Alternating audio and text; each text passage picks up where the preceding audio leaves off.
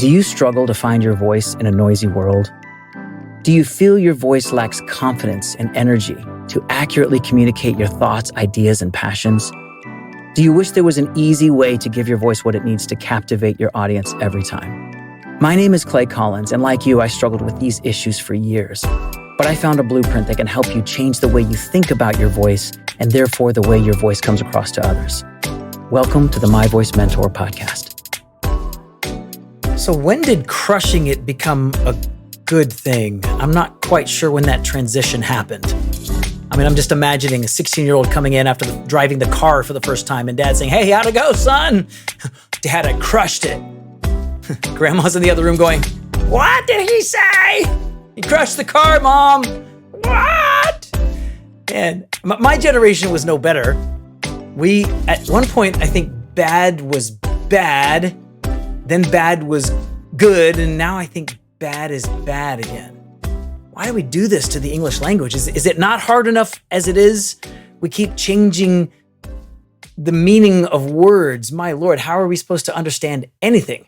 And it doesn't make teaching any easier either, because teachers tend to make things sometimes more complicated than they need to be. And that's kind of what we're going to talk about today.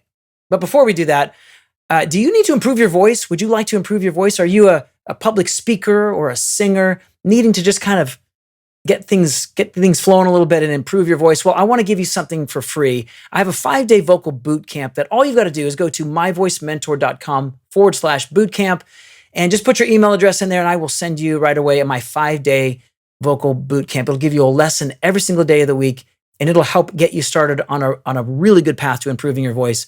So definitely want to do that. I want to just give that to you for free. But in the meantime, let me ask you, do you need a voice coach? Have you ever thought about getting a voice coach? How would you even go about choosing one? That's what we're going to talk about today. Because really, everybody needs a coach. If you're wanting to improve, whether it's improving in basketball, baseball, whatever it is, you need a coach. We all need a coach.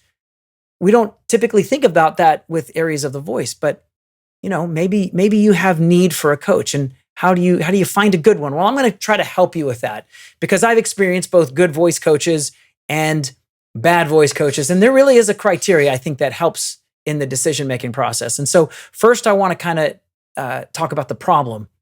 Maybe you've had one in the past, and maybe it went great. Maybe you had a really, really good one, or maybe you didn't have a good one, and you just think maybe voice lessons are not for me. So we want to try to identify what to look for, or really what you need to be thinking about in choosing a good coach. Tell you a little bit about myself. I was trained classically with the voice. The day that I decided that I wanted to sing, it was kind of a pivotal moment in my life. I was actually, at that point, I was in high school. I think I was a sophomore, and it was in the first semester of that year. And I had been, at that point, probably in my 4th year of band. I started that in 6th grade. So I had done that for quite some time and didn't really love it, but that was just kind of my next step. My brother had been in band, and I wanted to follow in his footsteps, and I learned a lot of great stuff, but it was just definitely not for me. I wasn't very good at that. I didn't feel it. It didn't resonate with me. But one day I was walking down the hallway, and I don't know if you guys ever did this as a child, but sometimes I would ask the teacher to go to the bathroom so that I could just play like mini hooky from school. Like, I'm tired of what's happening. So I'd go to the bathroom, and I would take like 20 minutes. And I was just kind of walking the halls going, man. And I happened to walk past the choir room, and they were performing something. And I just remember hearing those harmonies, thinking to myself, man, that is the most beautiful sound I've ever heard. It was acapella. It was just beautiful. And I was like, that's what I want to do. Like, I knew in that moment, that's what I want to do. That's what I was put on this earth to do. I want to sing like that. And I went to the counselor like right then and said, "Can I change classes? Can I change my elective mid semester?" And they said, "Well, we're about to break for lunch. Why don't you go have a conversation with the choir director?" And I did. And I said, "I'd like to try out for the choir. Can I do that?" And actually, right at lunch, I missed my lunch that day. I was so excited. She said, "Well, do you want to sing for me now?" I said, "Sure." So I just sang something. She accepted me on the spot. I guess just saw the potential there. And And that day I changed mid-semester. That was my last day of band. I went straight into choir that next day. And I was so excited. I went home. I could not wait to tell my dad. I said, Dad, I quit band and I joined choir. He says, no, you didn't. You can't do that. I said, no, I did. I'm so excited.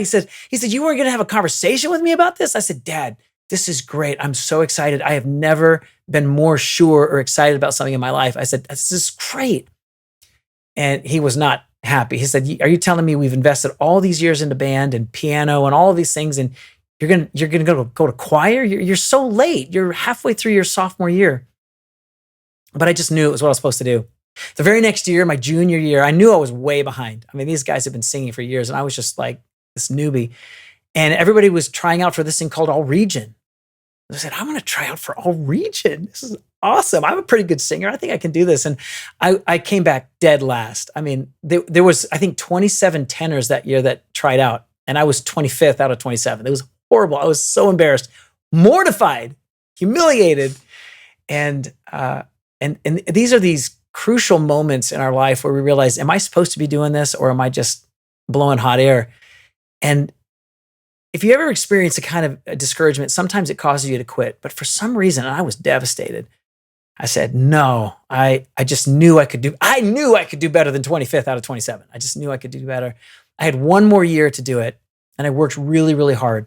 And I put myself under just whatever training and coaching I could put under. I really worked hard. I worked on the Latin, the French, all the stuff. And I really believed in my passions enough to just really seek after it. And the next year I went out for All Region again, and I got second. And like, wow, what a turnaround. That was so encouraging. And I was like, wow, man, this is really something. And so then after All Region is All Area, and I went out for All Area. I got first in area. Like, this is a wider net of people, and I actually did better. Like, so exciting. And then I went for state, and by the grace of God, I can only say I was second chair, all state tenor, only having done it for 2 years.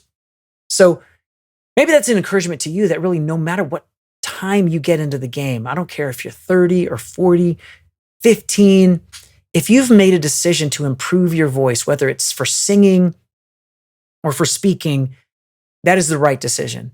Because no matter where you are in that process, you've got an entire lifetime, the entire rest of your life, that you're going to benefit from improving your voice, improving the sound of your voice. And unlike other things that have a shelf life, the voice really doesn't. You can have a healthy voice well into your 80s if you live that long, or the 90s. Your voice can actually get stronger and more youthful as you age. It doesn't have to change. But once again, we're going to go back to my original question. Do you need a voice coach? And I would say, if you want to improve your voice, you need a coach. You really do. One of the main reasons why is because you are not your best critic. You might be your hardest critic, but you're not your best critic. And by best critic, I mean someone who's objective. You know, we're not, when it comes to my own voice, I'm not a very objective voice when it comes to me. But I am objective when it comes to you. I can hear your voice and look at it objectively and saying, hey, yeah, you got a lot of potential there. You got some problems to look out for, and I can really help you with those. But we all need a coach, because we don't really hear our own voice. We don't know what our voice sounds like. We have no idea. I mean, think about it. Your voice is traveling this way and your ears are behind it. You don't know what your voice sounds like. You know what it feels like because it's rattling your insides, but you don't know what it sounds like. But a voice coach would know what it sounds like. And the problem with a lot of voice coaches is that, you know, I would say there's at least two streams of thought when it comes to teaching the voice. There's the academic or higher learning approach, which is primarily what I would say pedagogical, which, if you don't know what that word, don't worry about it. But it's a fancy word that basically means the method by which we teach the voice. And a lot of those are based on good principles that have maybe withstood the test of time. And we have like this, you know, centuries long repertoire of ways of teaching the voice. But unfortunately, a pedagogical method or model of teaching doesn't go right to the heart with what you're wanting to do. You might have to study for 10 years before you figure out, oh, that's relevant to what I want to do. But everything I've done up until that point was kind of like pointless because I'm not going to be an opera singer, or I'm not going to be, I need something that I could use right now. And I'm sure you've heard of the 10,000 hour approach, or that you need 10,000 hours to achieve mastery at something. Well, that is a pedagogical, understanding of, in order to be truly skilled at what you do, you have to have a full and complete knowledge of what you're doing, so that you can basically take that little sliver of what you want to do and be good at it. You have to have this big, massive foundation before you can master that one little thing. Well, if there's one thing that this generation has taught us, is that maybe the pedagogical model is maybe not the best. And maybe the 10,000 hour approach isn't the best. In fact, my generation was always taught, don't skip any steps, just precept upon precept and brick upon brick, and you're building your skills, and there's definitely some good aspects of that. But then there was this game that came out in the later 80s called Mario Brothers. And there were these kids who figured out, and if there's anything that defines the Y2K generation, or the millennial generation, or the post-millennial generation, is they figured out how to skip from level 3 to level 7. And they were able to master the game by skipping levels and skipping steps. Well, my generation said, well, that's not right. That's cheating. But they're like, they built it into the game. If you don't have to go through levels 3, 4, and 5, why would you? And then my generation would say, but 3 and 4 and 5 are going to help you when you get to level 9. And that's true. But they're ahead of me. They're like 3 levels ahead. I'm still trying to figure out how to, defeat this dragon thingy or whatever. And they're already at level 7. It's so that's the thing that we can learn from this generation, is that they skip steps and they go straight for where they want to go. If the goal of the game is to win, and you could skip 3 levels to win the game, then why would you torture yourself with levels 3, 4, and 5 if you could skip to level 7 and then skip again to level 9 and beat the game? Now, in the journey of life, it's not always good to skip steps. But if you're trying to accomplish something, why would you endure? Why would you make something take 10,000 hours when it can take 100 hours? And so this kind of leads me to what I have kind of transitioned in my mindset as a voice coach, to what I call open source learning, or more directed path. And the main difference between open source learning and maybe a pedagogical traditional sense of learning is, rather than thinking in terms of completeness and getting a complete picture, a open source learner, or an open source teacher, or mentor, as I like to call myself, I filter down the big, massive pool of information, which I've done this a while, so I have a relatively big pool of knowledge. I filter it down and I focus on only the skills necessary to accomplish the goal of the student sitting in front of me. And this targeted approach to teaching is what produces success in our lives. And I want to give you an example. There was a young German boy in a very hard time in Germany. It was before the wars. It was probably maybe a little over 100 years ago, in the late 1800s. And this kid was not set up for success at all. He was he's orphaned twice. Most of us never been orphaned once. He was orphaned twice. Lost his family at the age of 5. Never completed the first grade. He shortly after was reunited with his family about 2 years later, but then orphaned from them again, never to see them again. So he never completed what then would have been a public school education in Germany, which was pretty much the bottom of the barrel. It was private schools and higher learning schools and those types of boarding houses that where the real teaching was happening. Public schools were basically not very valuable at all. But he put himself under the tutelage of a mentor. And a mentor is a guy that knows how to do something really, really well, that's willing to teach you how to do it. They have no certification other than the fact that they are able to demonstrate that they can do it.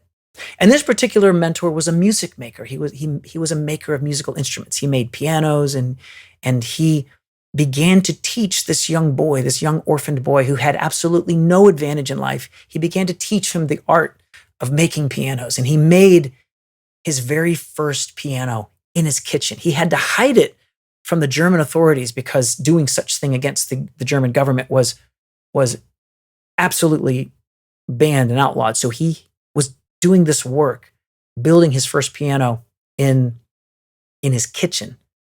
And this piano actually still exists. It's in the New York Museum right now, and you can actually go see it. I've seen it. It's a sight to see, built by this young, uneducated German boy. Well, as he got a little older and it got a little bit better at the art of making pianos, he decided he and his family were going to move to the States, move to America. And he settled in Astoria, New York, and began making pianos. Well, the name of this boy was Heinrich Steinway, later Americanized as Henry Steinway. And his knowledge that he took from this mentor went to become Steinway pianos, which are the gold standard of pianos today. There is no rival, in my opinion, to the craftsmanship of a Steinway piano. Whenever you sit at one to play it, you can't help but feel the heart and the passion from the hammers that were made by hand to the strings that were wound by hand. There's not anything on a Steinway piano that wasn't touched by human hands. It's a truly beautiful instrument. And this is what a first grade educated dropout orphan was able to accomplish because of the work of a mentor. And when I read that story, it captivated me. I said, that's what I want to be. I want to be a mentor. I want to be somebody who can basically show somebody else the things that I've learned, help them skip some steps. Because I've done the great work, I can help focus their work to just go straight to the finish line, and so that they don't get discouraged, that they can take the knowledge that I give them and actually turn it into an applied success right now in what they want to do. And that's what I've dedicated my life to. So the answer to the question of how to pick a voice coach, pick the one that has your success in mind and helps guide you as quickly as possible to transformation. If they care enough about you to do that, you're going to do very well with them. If they're only interested in showing you all the knowledge that they have and modeling everything that they can do and showing you how great they are, then they might not be the best choice. If you feel when you're with them, around them, that they're up here and you're down here, they may not be the best. A mentor is an equal. A mentor is someone who's a few steps ahead of you in the process, but desires and longs to take you with them and to impart everything that they have that's of use to you as soon as possible, so that you can perhaps even, go beyond them in your abilities. There's a lot of my students that I've worked with over the years that I had a lot of, I believed in them and I knew they could do great things, but the knowledge that I gave them and then what they were able to come back with it far exceeds what I could have ever imagined. They were able to do things that blew my mind. Like I could have never even imagined that, but you were able to take the little seeds that I dropped into you and you were able to turn it into something great. And that's what a good voice coach does. And that's what you need to think about. Do they care about you enough to help lead you into transformation as soon as possible? So as we close, I want to throw this out to you. My Voice Mentor is a place where you can get not only the coaching that you need, but online courses and a community of people just like you to go on this journey together. Because trust me, you might not think this, but surrounding yourself by people who understand the journey that you're on and can encourage you is just as important as the coaching that you can get as a result. My Voice Mentor has all three of those things. And if you're ready to take your next step and take your voice to the next level, I want you to check out myvoicementor.com/bootcamp. Take the 5-day bootcamp. And if you want to continue your journey with us, we have a membership that is very affordable that gets you all three of those things. And I would love to connect with you on your journey. But in the meantime, keep investing in your voice. I look forward to joining you next week. In the meantime, just keep singing, keep investing in your voice. It is a very worthy investment.